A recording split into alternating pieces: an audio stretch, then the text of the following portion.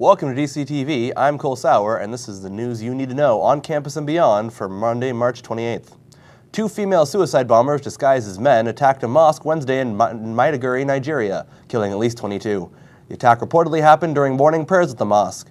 The blasts happened minutes apart, the military said. Maiduguri has been beset for years by attacks supported, planned, and carried out by members of Islamist extremist group Boko Haram.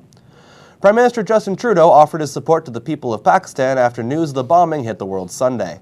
Sunday's suicide bombing on a public park was claimed to have been done by the Pakistani Taliban. At least 29 children who were out for Easter were caught in the blast. At least 65 are dead and 300 are wounded as the dust is beginning to settle from the attack on Lahore. Hundreds of supporters have gathered at City Hall to pay their respects to former Toronto Mayor Rob Ford. The former mayor died last week at 46 due to complication from an aggressive form of cancer known as liposarcoma. Members of the public can access City Hall through the most western main door from the square. There will be no other entrances open to the public. Mayor John Tory called him a profoundly human guy. Walter Crowder, Canada's longest-serving radio personality, has passed the age of 92. News Talk 1010, the radio station he worked at for his 50-year career, says he passed peacefully in his sleep. He was born August 5, 1923, and started his career in radio on November 1, 1946. He retired in 1996, exactly 50 years later, and was inducted into the Canadian Association of Broadcasters Hall of Fame. The Pez Candy has abruptly canceled its annual Easter egg hunt as Saturday after parents stormed the field. Men, women, and children alike were pushed aside as people crashed onto the field in order to grab one of the 9,000 eggs hidden in 3 fields. Originally advertised to be 3 separate events, separated by age group, the event was canceled after people just ran onto the field. Police made no arrests and reported no injuries. And that's your news for today. Up next, we've got our sports highlight with John Zagrodnik. John. Thank you, Cole. The Toronto Maple Leafs got a big reality check after a physical game and are looking to come back from a 3-1 loss against the Boston Bruins at home last Saturday. The Bruins are 17-4-4 in their last 25 visits to the Air Canada Centre. Tonight, the Leafs are on the road at Amalie Arena in Tampa, Florida, to take on the Tampa Bay Lightning. The puck drops at 7:30 p.m. tonight. With the baseball season almost upon us, the Blue Jays have announced that one of their starting pitchers will be 23-year-old Aaron Sanchez. Though Sanchez is starting now, the Jays plan to transition him back to the bullpen at some point. Sanchez started 11 of the games last season, and Marcus Stroman will be starting off the season when the Jays go to Tampa Bay this Sunday at 10:30. With 4 Olympic gold medals, Canada's women's hockey team is setting their sights on gold for the World Championship. Canada will face their longtime rivals, the United States, in their opening game. Rebecca Johnson scored a hat trick during their exhibition 9-0 win against Sweden. The tournament starts this Monday in Kamloops, British Columbia, when Canada faces off against the States. After 2 losses in a row, this past Saturday saw the Toronto Raptors hit an important landmark in their season.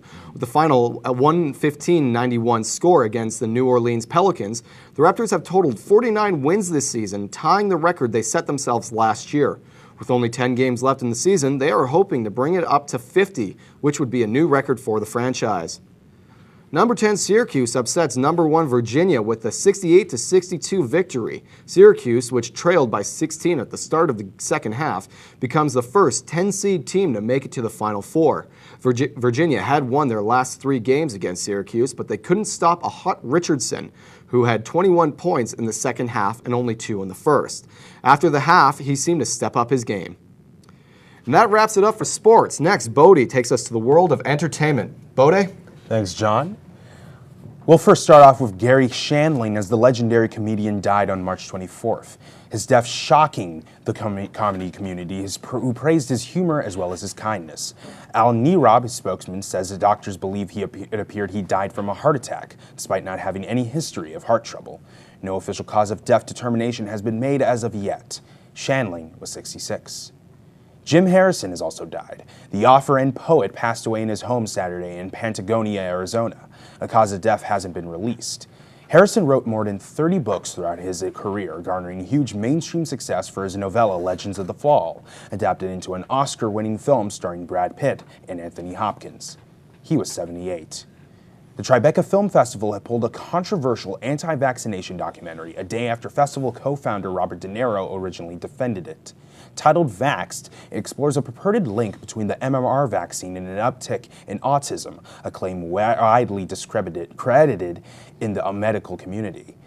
De Niro now says the film doesn't contribute to the discussion he had hoped for. Andrew Wakefield is the film's co-writer and director. Tribeca begins April 13th. After surprising many fans with a new single before the end of last year, LCD Sound System played their first reunion show in 5 years at Webster Hall in Manhattan last night.